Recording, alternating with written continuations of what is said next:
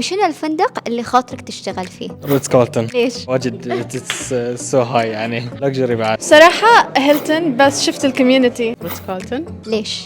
أنا اوريدي قاعد أشتغل فيه. فور سيزونز ليش لا؟ زين ليش؟ في البحرين حاليا من أحسن الفنادق. احنا حاليا في فعالية مسوينها كلية فاتيل للضيافة، وهي عبارة عن يوم مفتوح للتعرف على برامجهم في إدارة الفنادق في هيلتون جاردن أند هوتيل في بحرين بي. تخصص إدارة الفنادق صار من أكثر التخصصات المطلوبة في قطاع السياحة. تخيلوا أن 100% من طلابها يحصلون أوفر للعمل قبل التخرج، و89% يحصلون وظيفة بعد التخرج. دراسة تعلمك الكثير من المهارات المختلفة، اللغة الفرنسية والإنجليزية. أكثر من 50% من التدريب العملي اللي يهيئ الطالب للواقع في سوق العمل.